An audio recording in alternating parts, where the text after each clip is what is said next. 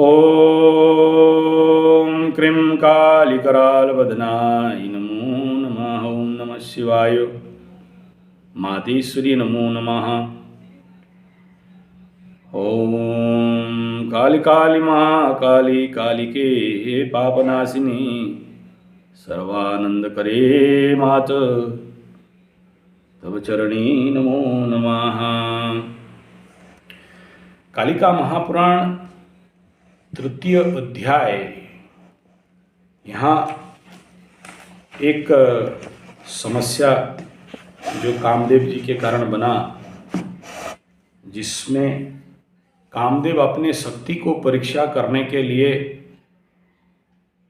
सप्तपुष्प तीर अपने पास जो धनुष था काम का प्रयोग करते हैं, और यह तीर के कारण विश्व में क्या क्या हुआ द्वितीय अध्याय में विस्तार से वर्णना किया गया। तृतीय अध्याय में इसका परिणाम से कामदेव को अभिशाप मिला। मार्कंडेयंकर मुखो निसृतटई कामदेव व्यवहारे होइण कुपित। भगवान कामदेव के इस प्रकार के कार्य से कुपित हुए, और उस समय धातांक नेत्रद्वय होइला रक्त। शिवं को नाई धाता होइले वचन, जे रूपे भीषण कार्य करिला मदन, सेथिलागी देलिता को उग्र अभिशाप। इस प्रकार के कार्य, गलत कार्य के कारण मैं उसे अभिशाप दे रहा हूँ। तुम्ब हस्ते भस्म हुई लभिभ संतप। हे शिव, तुम ए कामदेव, शिव के हाथ में तुम भस्मीभूत हो जाओगे। ये अभिशाप, तुम्ब हस्ते भस्म हुई लभिभ संतप, कष्ट पाएगा भस्म होके। कदापि ये वाणी मोरो अन्यथा नहीं। इस अभिशाप में बताया गया कि मैं जो अभिशाप दे रहा हूँ, ये अभिशाप कभी अन्यथा नहीं होगा, यह अभिशाप फलित होगा ही। कला कर्म मानसे हो साक्षात भोगी वो, जो कर्म किया उसका दंड और परिणाम उसे भुगतना पड़ेगा। सुनी विधातांक साप रतिंकर पति। ऐसा अभिशाप सुन के रति का पति कामदेव लुचिस्तिवास्तान बाहर होई न तड़ित, जहाँ छुपा हुआ था निकल के आ गया। भय थर हर होई स्फुर वचन, डरते हुए बाहर आके दाता के शरीर पास गिड़गड़ाता है, रोता है, क्षमा प्रार्थना करता है, और मिष्ट वचन कह के भगवान को पास अपना किया कर्म और गलती का क्षमा मांग रहा है। और ये अपने प्रमाण कर रहा है कि मेरा कोई गलती नहीं है। आप जो मुझे शक्ति शरीर जन्म दिए, हे पिता, मैं तो केवल, मेरे मन में विचार था कि मैं इन शक्तियों को परीक्षा करके देख लूं, ताकि जब मेरे जीवन पे काम करने का मौका आए तो निष्फल नहीं हो जाए।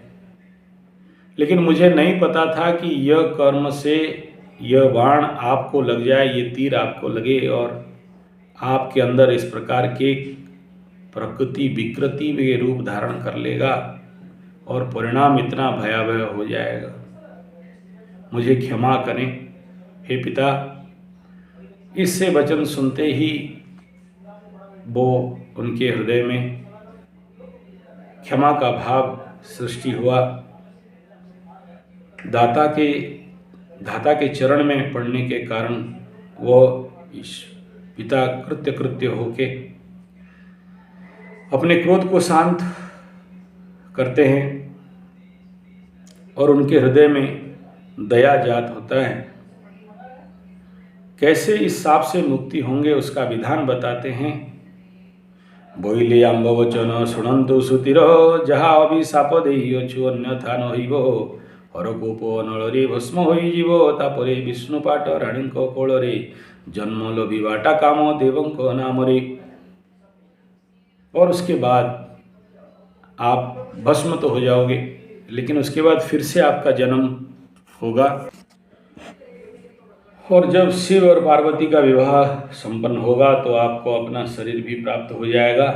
ऐसे उनको आशीर्वचन देते हुए, शाप विमोचन बताते हुए ब्रह्मा और शिव वहाँ से चले जाते हैं। उसी समय दक्ष प्रजापति यही काले बोइले क दक्ष प्रजापति हे कंदर्प सुन तुम्बे आंबर भारती। मेरा बात सुनो। जेऊ तनय को देखी अच्छ सम्मुख रे आंबर आत्मजा से निरेख नेत्र रे। हे कामदेव, मेरे सामने जो आप देख रहे हो ये पुत्री मेरा आत्मजा है, आप इसे ग्रहण करें। ये बहुत सुंदर अपरूपा अत्यंत मनोहर आकर्षक है, ना बहुत उच्च है ना नीच है, अत्यंत निरुपम सुंदर है। यहाँ पर सुंदरता का वर्णना किया गया। और उस रति को देखते हुए कामदेव भी बहुत आतुरित हुए। मदनर मन हेला लालसाति पूर्ण गंगा को पाइन जिन्हें देव गंगाधर।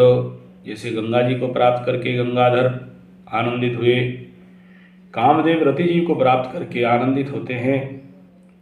बोइले रतिंकु संगरे सर्वस्थाने मताएव पृथ्वी छंदी जते जने। कामदेव और रति देवी को विश्व में सारे कीट पतंग तीर्थ और लता जीव जंतु मनुष्य दृश्य अदृश्य ज्ञात अज्ञात सबको स्वर्ग मर्त पाताल रसातल तलातल बहुतल हर स्थान पे जाने के लिए शक्ति क्षमता और उनके जो काम वासनाओं को जगाने के लिए जो शक्ति दिया गया था, जो ताकत था, वो हर तक पहुंच के ये करने का उनका ड्यूटी कर्म निर्धारित किया गया था। तो ये दोनों उनका आपस में मिलन होता है और हर जगह पे ये प्रभाव दे सकें, देते गए। और नारायण प्रीति करी लक्ष्मी जे प्रकारे चपला शोइले शोभई खेला लीला बारी दरे तेमंते प्रकारे दुई जन तो समने देव कार्य समाधान करी बुझतने।